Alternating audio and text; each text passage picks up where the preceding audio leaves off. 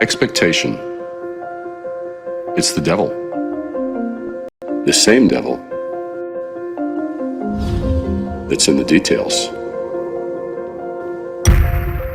Yet when one sees a brand, one that rises above the noise and clamor, we wonder, how did they do that? What insights did they have that the rest of us missed? It comes down to something special. Skills. Skills we discover in inspired leadership, plus an unusual attention to details, and an ability to see where things intersect, and how to transform those intersections into something new, something inspired, something beyond expectation. So why do some of us fail in exceeding expectation? The problem lies in doing what's expected, whereas it's the unexpected that lies in those details, that anticipates our next need. That leaves us wondering, how did they know that? Only then do we excel, which itself is the foundation of excellence. This expected is what we learned yesterday.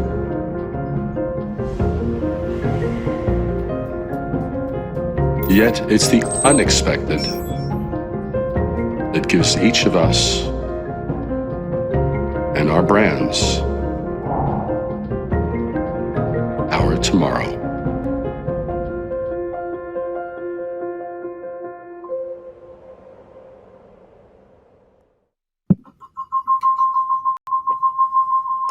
Whoa, got a little feedback there, but welcome to Lunchtimes on LinkedIn Live. I'm Rhett Power, your host. I'm doing a program every Tuesday, Wednesday, and Thursday, 12 noon Eastern Standard Time on LinkedIn's new live platform. I'll be talking to today's leaders, best-selling authors, CEOs, corporate leaders, and people who are generally doing good stuff in the world to find out their secrets to success and their habits that can help us all be better, better people, better in business. And so the fun part is that this is an interactive show. We can take questions from you, so make sure you ask David and myself your questions. We can't be interactive if you don't ask, and we want to share this time with you. Now we're also simulcasting on Twitter, Facebook, and YouTube with the help of Social Lives platform. So if you like the program, give us a like or share and spread the word so that other people can learn. And that's what we're going to do today. We're going to learn from one of the best.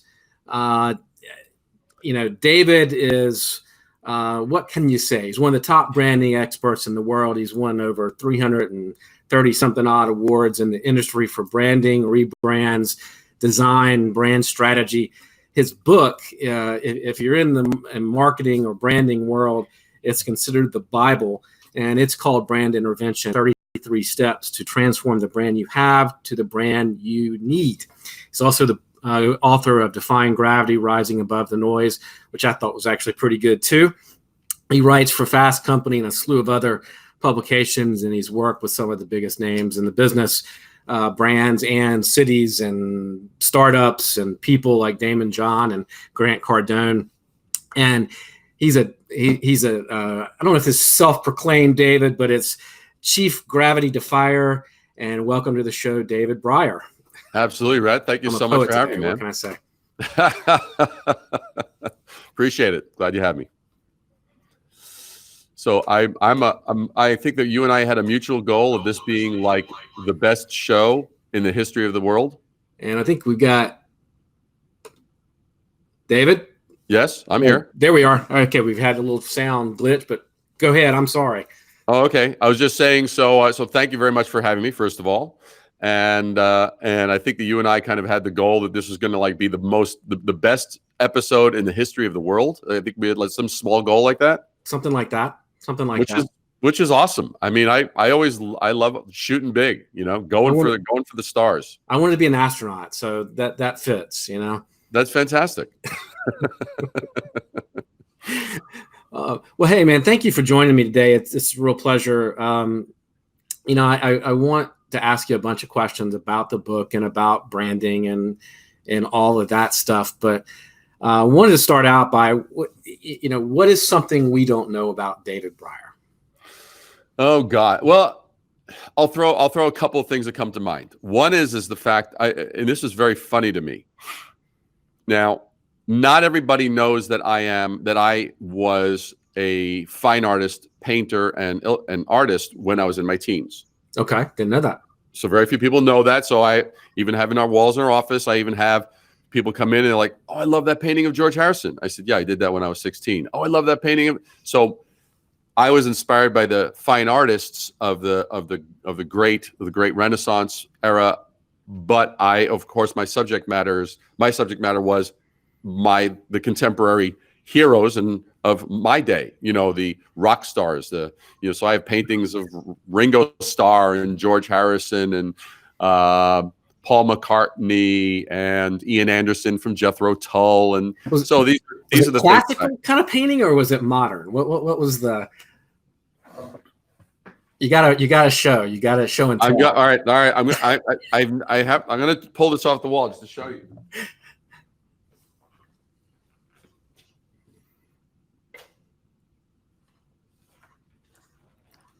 He did. He pulled it off the wall. Look at that. This I painted when I was about, I don't know, probably about 16 years old. That's George. That's oil painting. And this one is a monochromatic one. I'll hang it back up later. I'll just put it over here for now.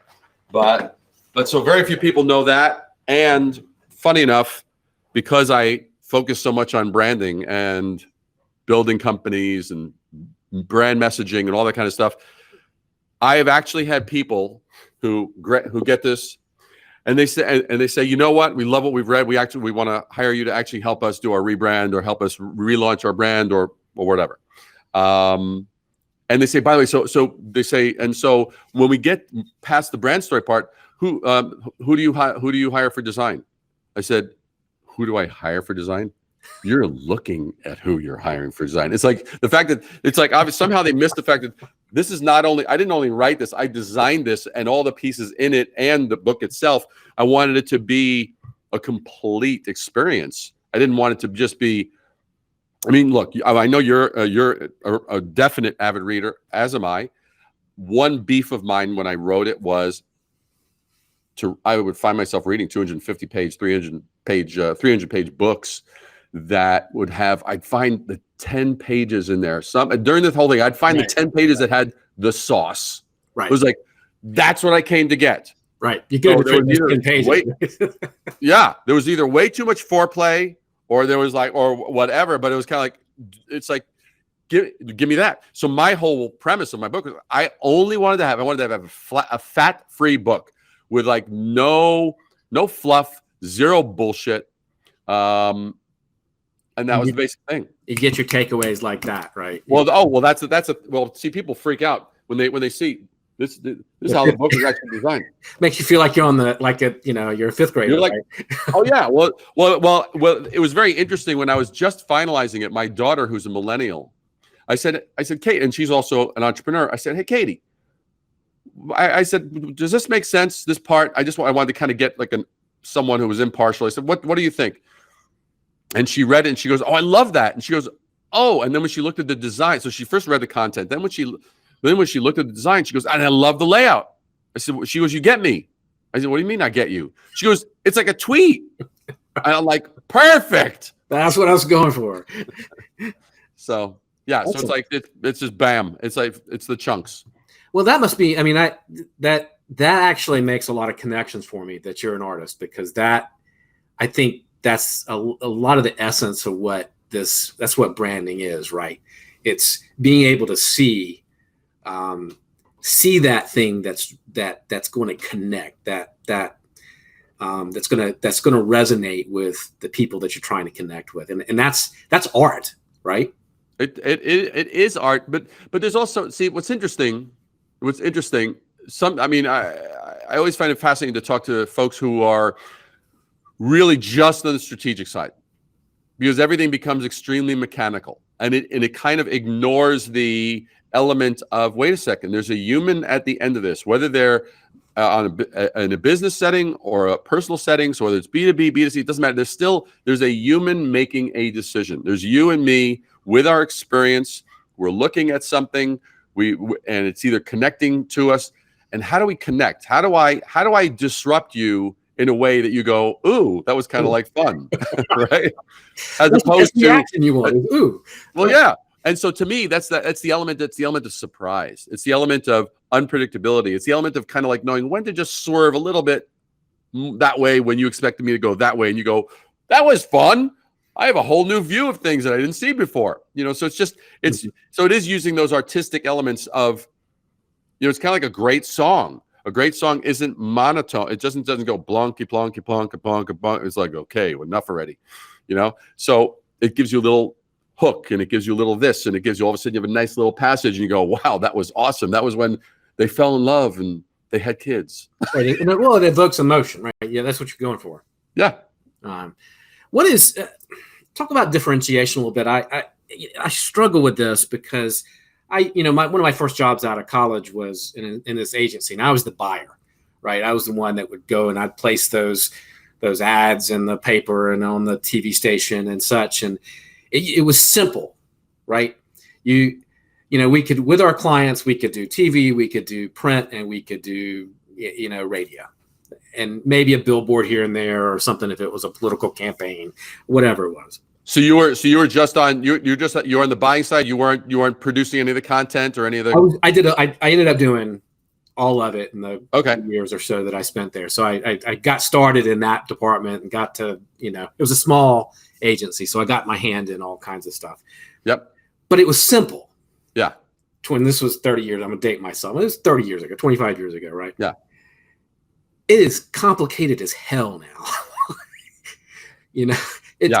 If you're thinking about it, if you're focused on the product and you're focused on making sure Bob and Sue show up for work, and you're focused on getting those invoices out the door, marketing becomes this sort of afterthought, right? And branding becomes this afterthought. And I think if you think you're a small shop, small business, that it's not as important.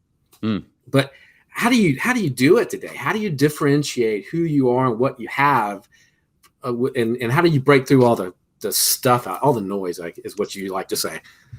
And that's a loaded question. David Brier, or in terms of my clients doing it. Yeah, if you were advising a company, like let's say I run a shop in small town USA. How do I do it? Okay. So there's a few things. It's a good, very, very good question, and there's a few particular key points. So one is there's this incredible, insatiable fascination with social media channels, right? Right. Oh, we've got to be on, Facebook. We got to be on Snapchat. We've got to be on this. And the time sink. If you. Oh yeah, it's like, we got to be on everything, right?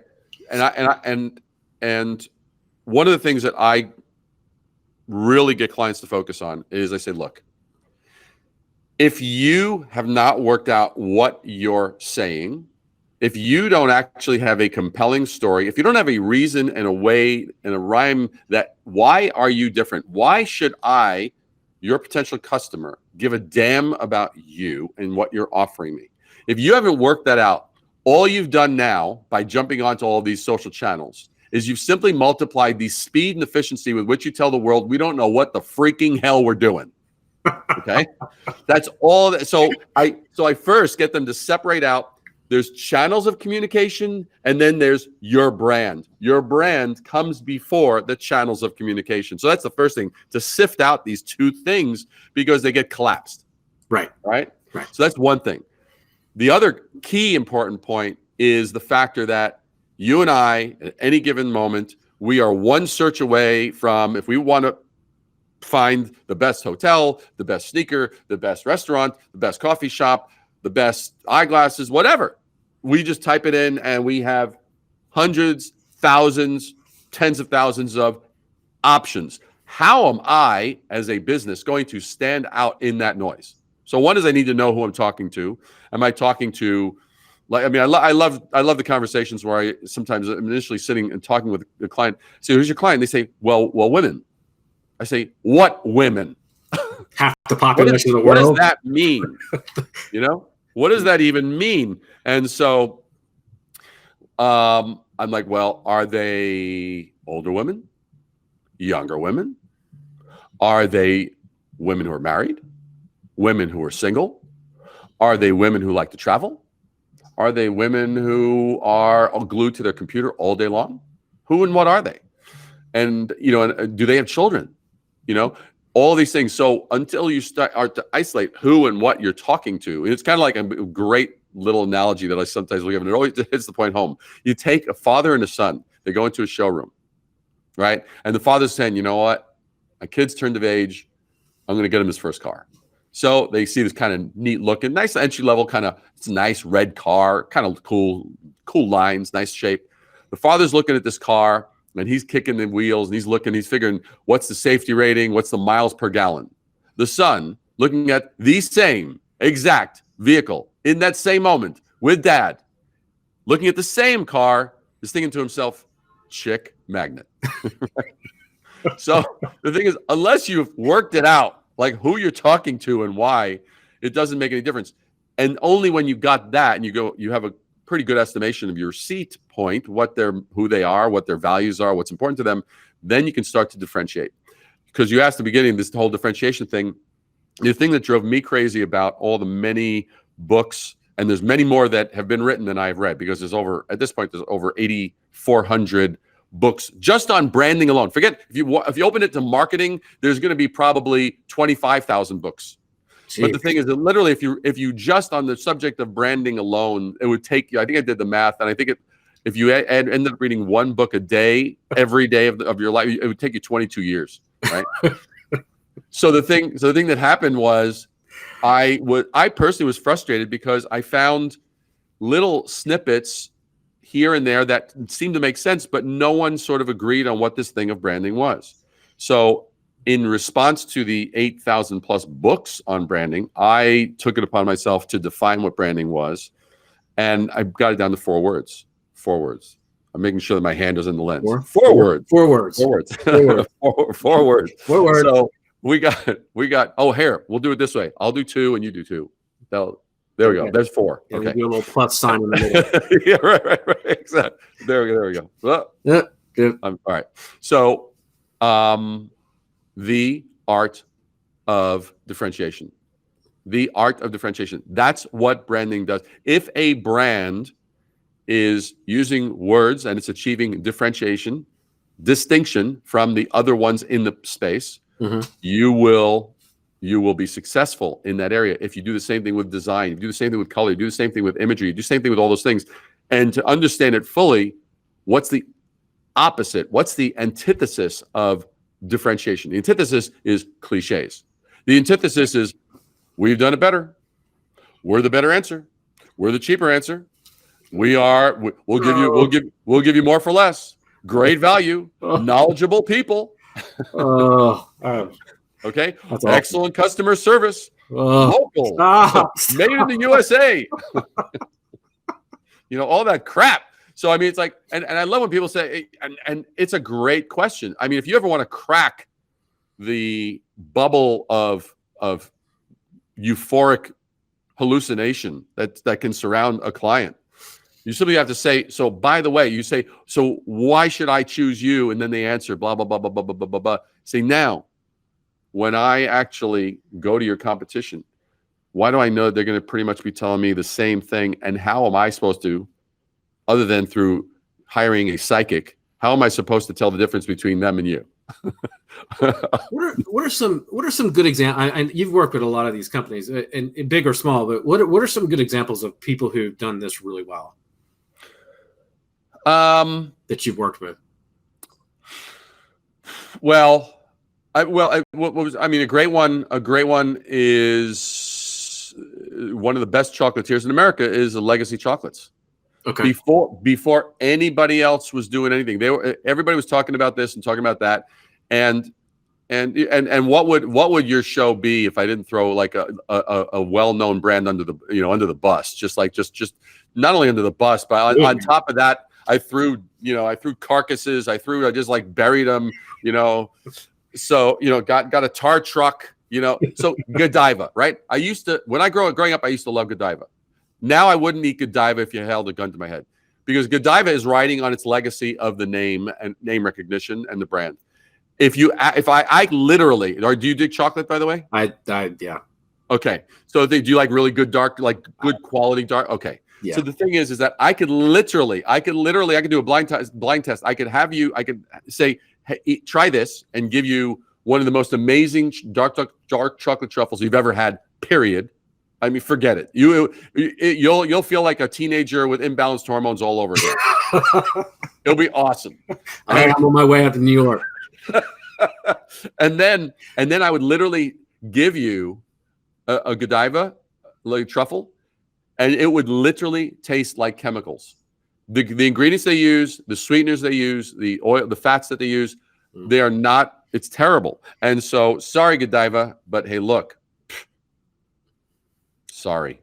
Product sucks now, right? Yeah. All's fair in love, war, and chocolate. It's not fair in chocolate. It is not fair.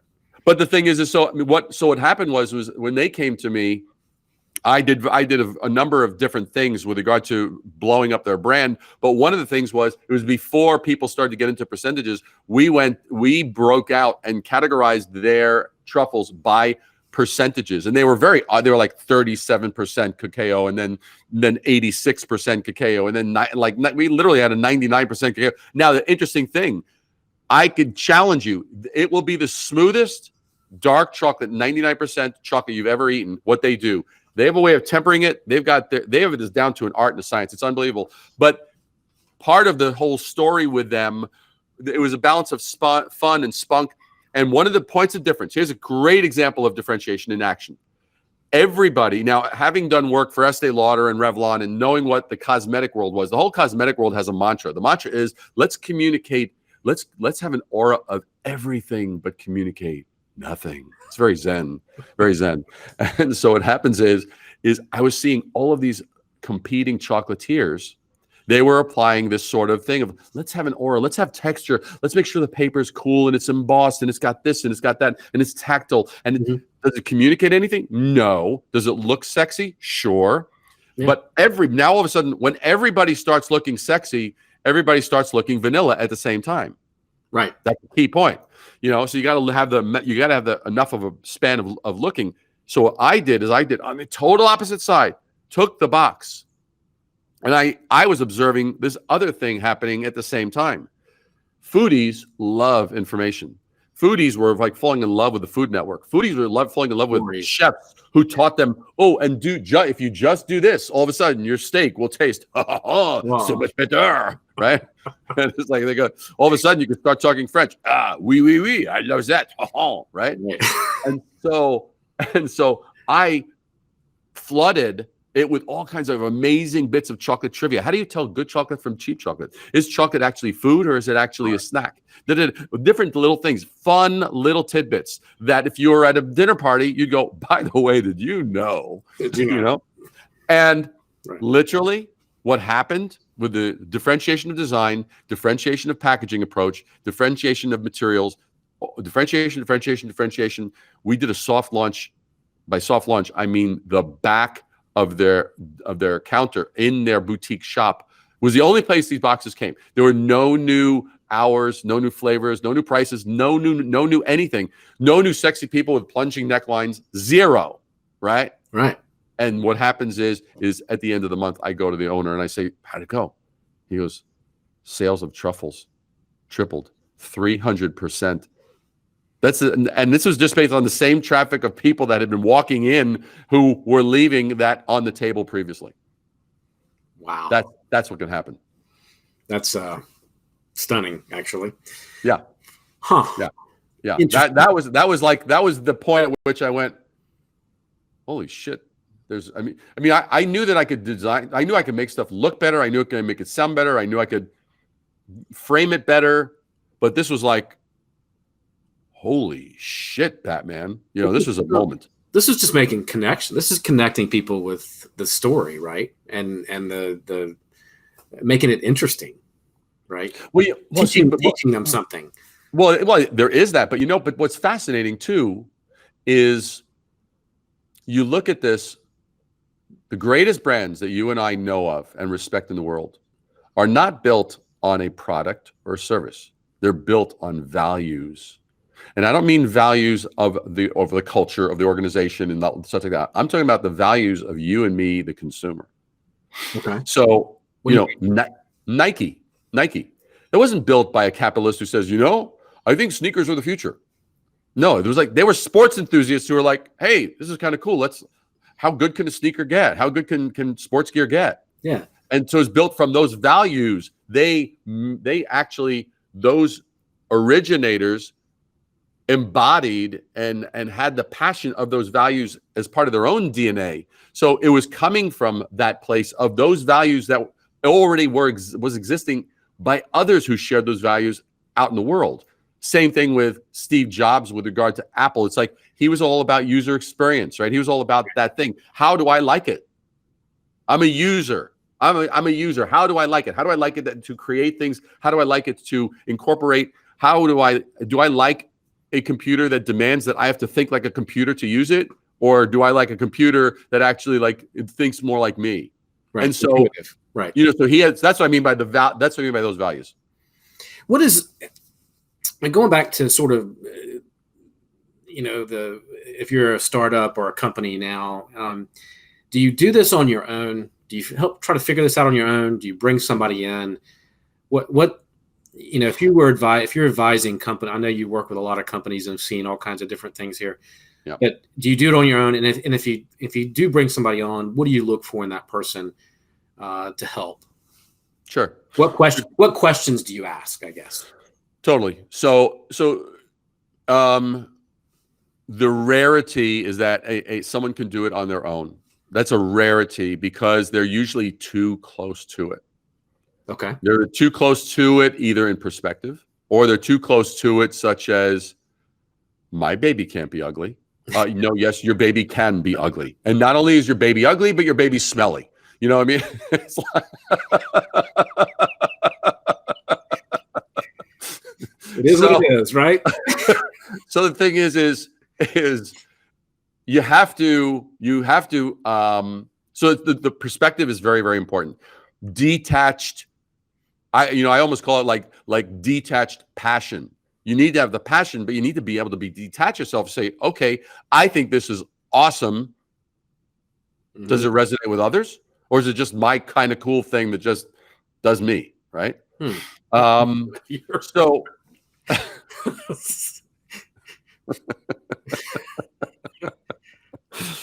so that's where this thing is, and I would say the questions that I ask is some that I've touched upon, such as, okay, why should I as a potential consumer care?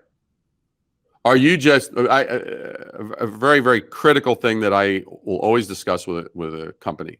I'll say, you're either going to add to the noise or you're going to rise above the noise.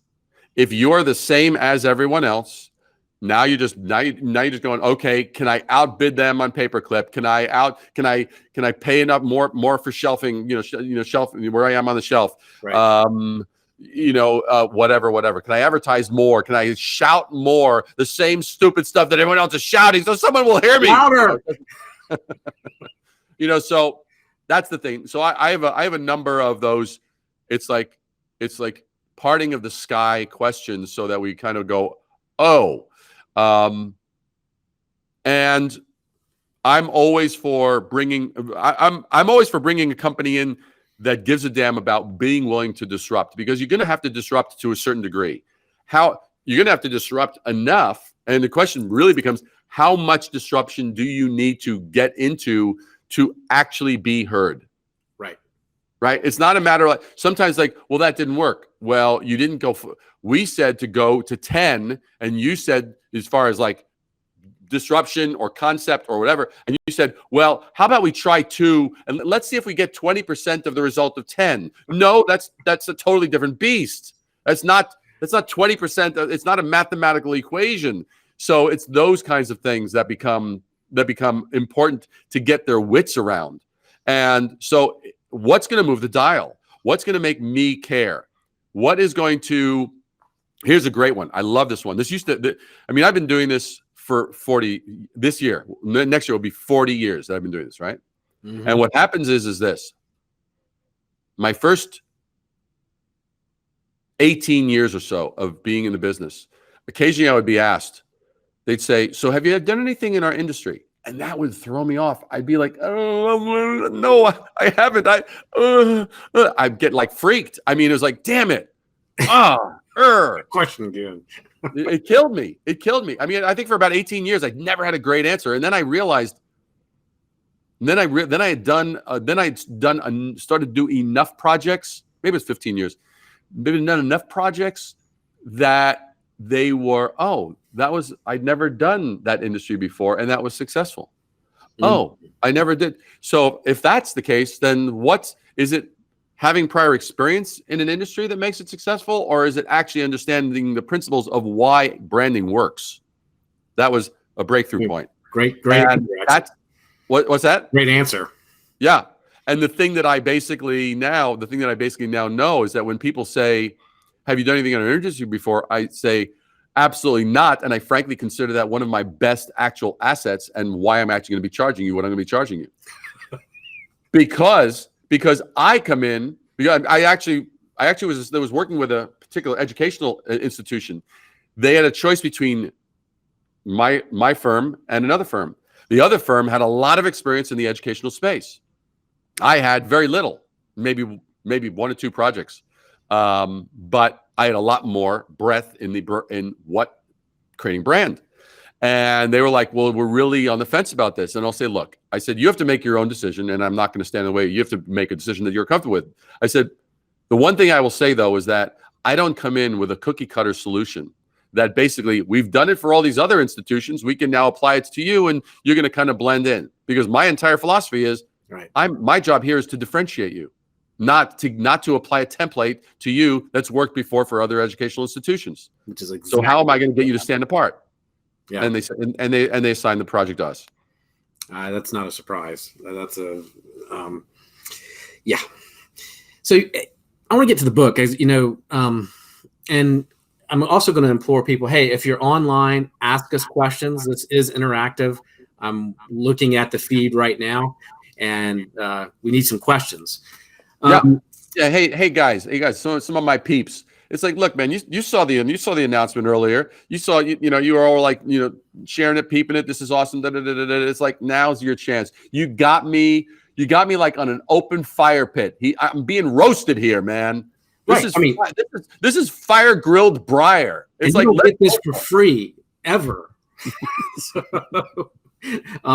So ask away. Yeah, definitely. So I wanted to jump into the book real quick. You talk about in the book about having to, every day is a new launch day. What does that mean? I found that really interesting, because I think a lot of the clients I work with, when the marketing part of it comes up, it's, well, we've got this and we got all this this collateral out here, and we do this and we do that, but it's really an afterthought. Yeah. And I got from the book, from that part, is that this is, you got to think about it every day. Absolutely. I mean, yesterday's dead, man. Yeah. Yesterday is dead. Yeah. It's like, oh, we got, I love the sort of the intoxication with, wow, we got so many, likes and followers, and we got so many sales and and good, and that's yesterday, and that's great, and that's fine. Oh, and here's where it gets twisted. Those are what happens is we get so intoxicated with, we got so many closes, and we got so many this, we got so many that, and conversions and signups and this and that, which is great. Now the thing is this: remember, You made it happen by something you did before. That's the result of your action.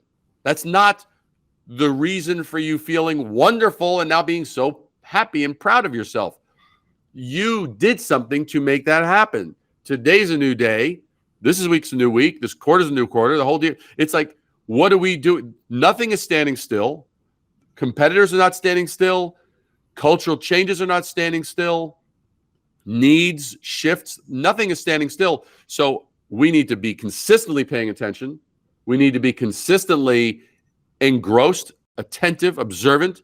What's happening in the space? What's happening in terms of needs? How can we make it better? I mean, one of the things that I remember that I always just was blown away by, I remember before the iPad was released in 2010. Isn't that crazy? Only 9 years ago? Yeah.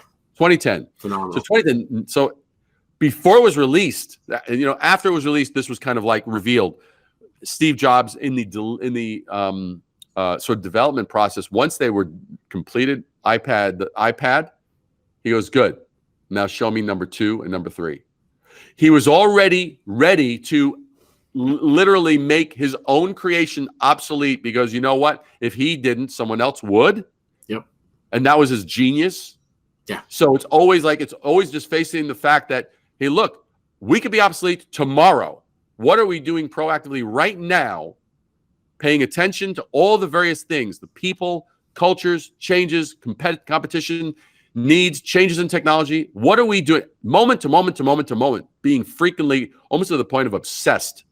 And that to me is the real big difference. Because you think there's brand loyalty today?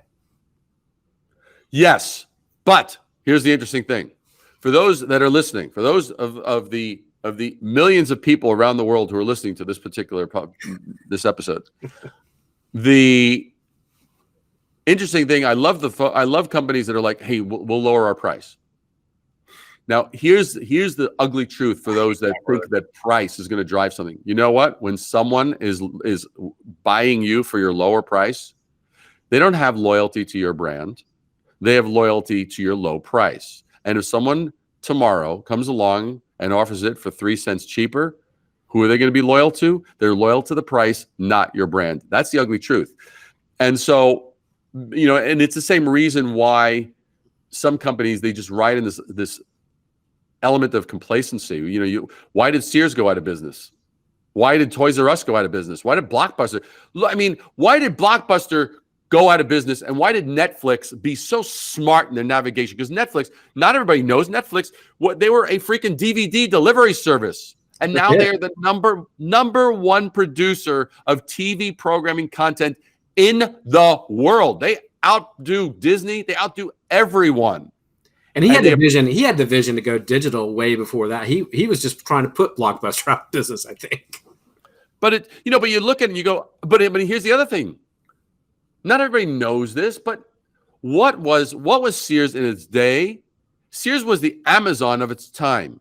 Or you could say Amazon is the Sears of today. Because what did Sears do? Sears simply looked at it and said, wait a second. There are small pockets in the world, and for those that are listening to this who are younger, this is pre-internet, everyone. That means there was nothing to check. There were no followers. There was no keyboard. It's like, let me check my texts. Let me friend this person. Let me unfriend that person. None of that world existed. So we were very much compartmentalized. So a city a place would have some homes or apartments or whatever. And if you needed to get something, you would basically have to actually get off your ass and go there, right? Go there, right. But the thing is that, so especially smaller towns throughout America, they only had 2 or 3 stores, right? So all of a sudden, Sears comes along, and what they do, the brilliant idea, oh, wow, what does everyone have? Everyone has a mailbox. We could do a 500-page catalog, and bring the world to their home via their mailbox. Well, Amazon took the same exact principle. And why Sears didn't do it is shame on you, Sears. Shame on you. You should have been the one to do it. That Sears could have done it, but Amazon, all they did was they asked the same question. What does everyone have? Everyone has a desktop. The desktop is today's mailbox. So all of a sudden, they have now made it. Oh, and so instead of shipping it 500-page thing. They have a 5 million page web store, online that you can access 24/7, Right. and you can get anything you want whenever. Yeah. So, I mean, that's it in a nutshell right there. yeah. What's your opinion on sort of personal brand versus your business brand? See, I love this question because more people ask me this, and I find it fascinating. I personally think it's as irrelevant. That distinction is as irrelevant as B2B and versus B2C. Because the thing is that at the end of the day, you and I are still communicating to an individual who's going to make a decision. They're going to have different drivers in a business environment than they are for a personal, but the same thing is you need to tell a compelling reason why. What are the things that are going to drive that, and you need to communicate to a person. There's no corporation that makes a decision. It's like you have to have the right things. I mean, it's like, look, the husband has to convince the wife, or the wife has to convince the husband and say, "Oh, honey, this is why I want to get this." And how is that any different than this person in charge of this department going to the person, basically the person is like to accounting and saying, "Hey, we need an allocation for blah, blah, blah, blah." It's like they're probably not squirming as much and going, "Oh, honey." Instead, they're going, "Hey," they're going, "Hi, I'd like to." Here are the facts and figures, and But the bottom line is you're giving them the ammunition to be able to get buy-in.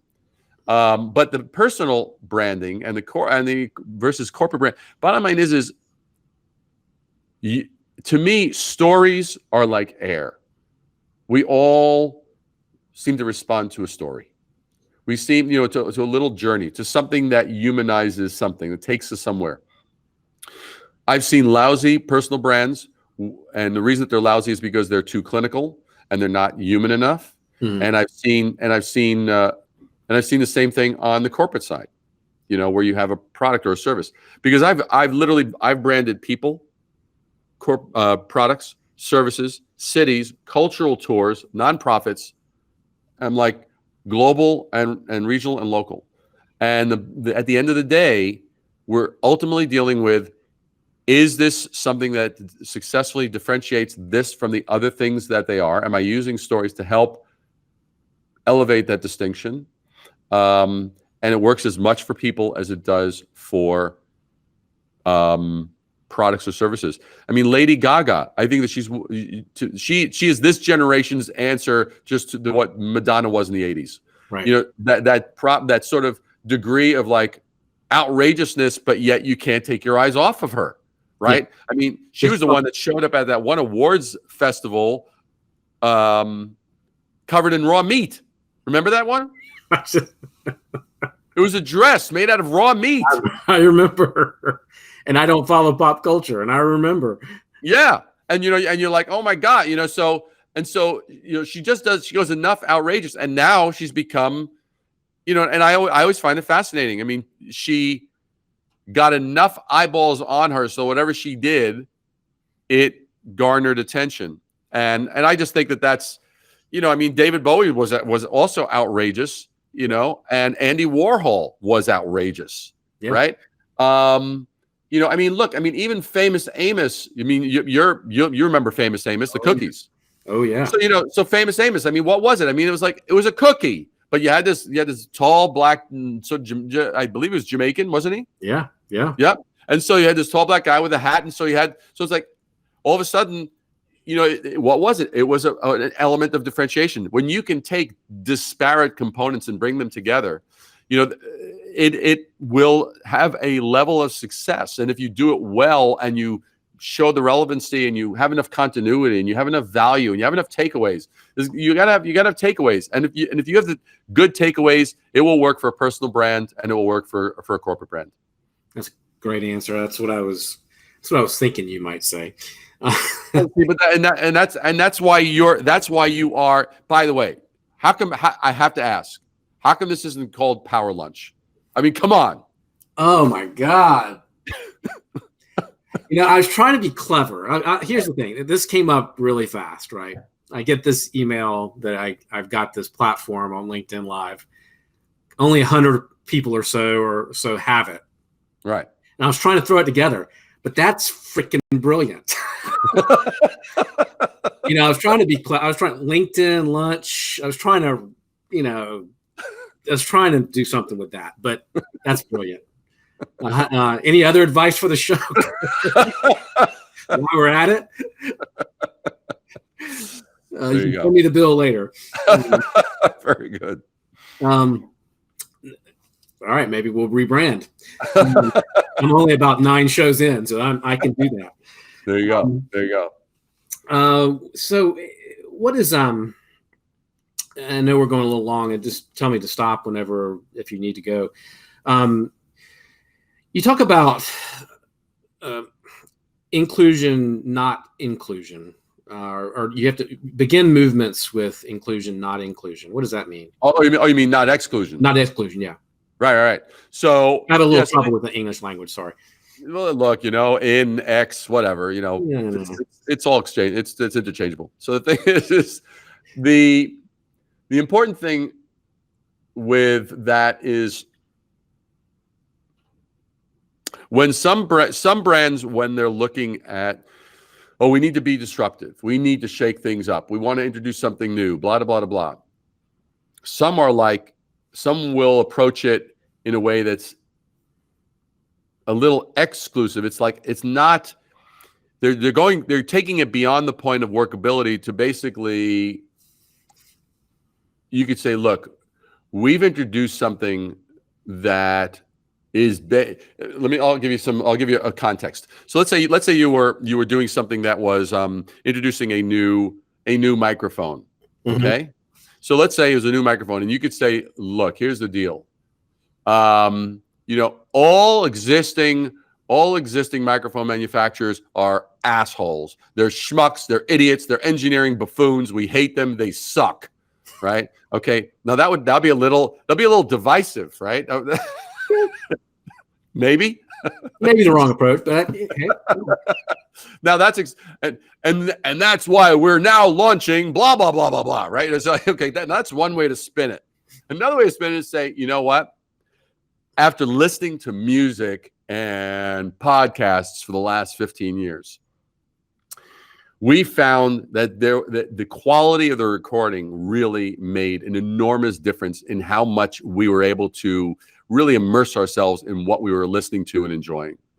And because of that passion, we tried a lot of these other ones. They didn't totally do it for us. So what we did is we said, wait a second, how should it be sounding to our ears? And we then spent the last, we then spent the last 4 summers, blah, blah, blah, blah, blah. And we're now proud to release blank. Now that's sort of inclusion because, again, we talked about values earlier. Now, what is that? That's going to appeal to others who go, oh yeah, I've actually enjoyed listening to some and not listening to others. Right. And so I would say that, that's what I mean by inclusion versus exclusion. You don't want to take something to the point where you're basically alienating others. You want to be inclusive, and that's the deal. Okay. So let's go to social media here. I've got I'm looking at Facebook Live now because we're simulcasting on a bunch of platforms. Yeah. And Robert Hawkins, I know Robert Hawkins. Robert is got a lot of stuff to say here. Talks about the Sears catalog. You lower your price, you lower your customer. Yep. Never had a special in our store since Henny Marias. I know Henny said we've never had a special in our store since 2012. We overvalue and we focus on value and quality. Let's see if there's a question in here somewhere.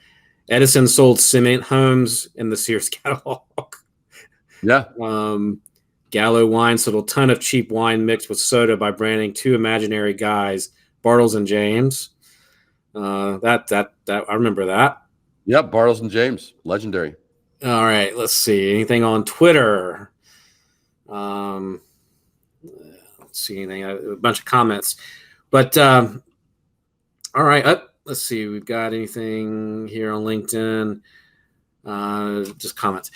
Well, hey, what is one truth or your best piece of advice you'd leave us with? One that I've been talking with people about of late that seems to really resonate is that different is better than better. If you are playing the better game, like we're the better fill in the blank, whatever it is, you are still in the same category. You're still playing according to the rules that have been done. Right. Why subscribe to the rules as they have been done? Right. It's only because those are the rules and game parameters that have been done today. Who's to say that you can't all of a sudden shift it around? So to me, different, if you shake it up enough in terms of what you stand for, what you do, really hitting it out of the ballpark on a number of different fronts, raising the bar, doing things that no one ever thought of before. You know, I mean, it's like that takes courage. That takes courage. It takes courage, but it also is it's a high dose of entrepreneurialism. I mean, it's like, I mean, I forget what's his name, the founder of FedEx was told. It's like that's not even possible, you know, and he disagreed, you know, and that became an empire. Or you take Haagen-Dazs. I mean, I love asking people about Haagen-Dazs because, you know, very few people know the actual origin. That wasn't created by some sort of, you know, Scandinavian, Norwegian, you know, bunch of elves or something like that. It was a Russian immigrant in the 1950s. I think it was 59 in the Bronx, by the way.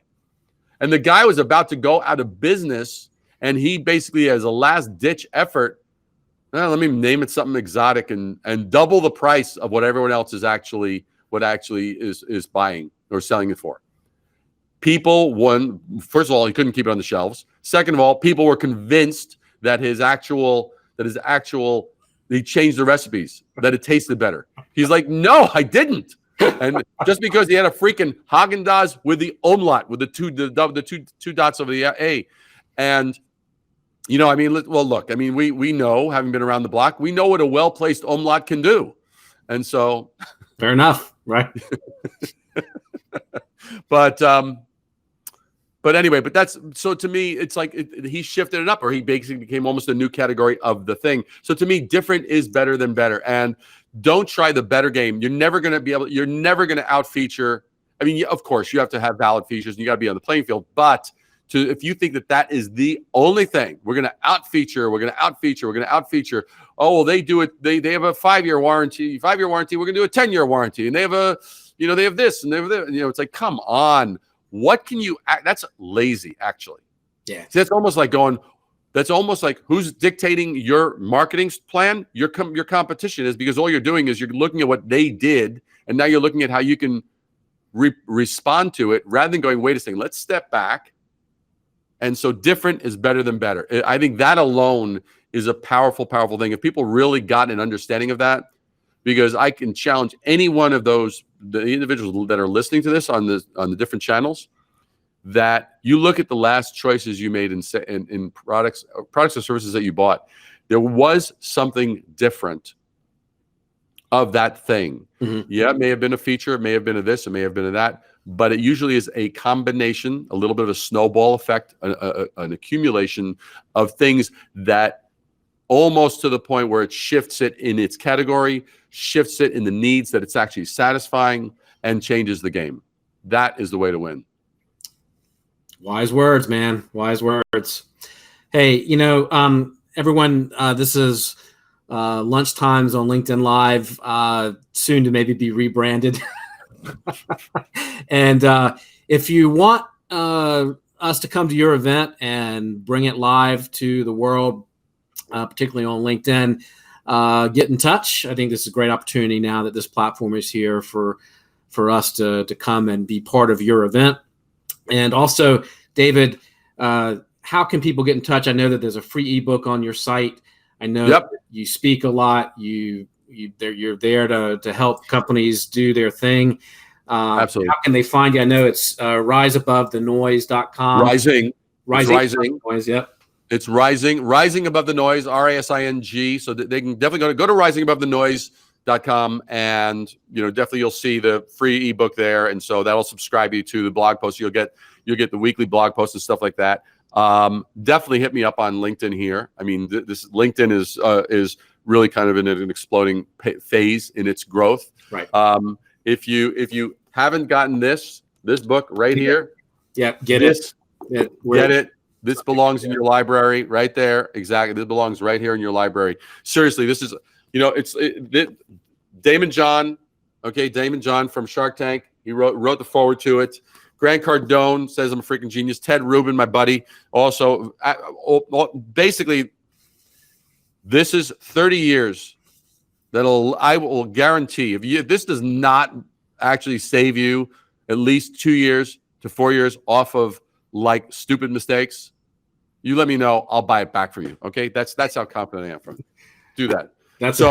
But do that, and and just reach out. I mean, if you have any questions, if you're kind of like, hey, blah blah blah blah blah, if you're doing a startup, if you're rebranding, if you've lost traction, that's what I'm here to do. I'm here to help companies blow it out and stop being just slaying mediocrity, man, slaying the mundane. Yuck.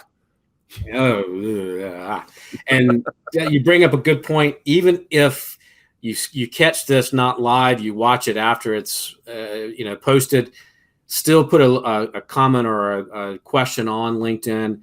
David and I are on there all the time. We'll get to it. We'll answer it. So just don't think just because the broadcast is not live that we won't get to the question. We will respond. Absolutely. I think we responded to 40 or 50 posts last night. We will be responsive. And thanks for joining us, and like or share this and share it with others. And thank you, David. Appreciate Absolutely. it. Thank you so much for having me. I love being on Power Lunch, man. Great show. Power Lunch. There you go. You just did it. You did it.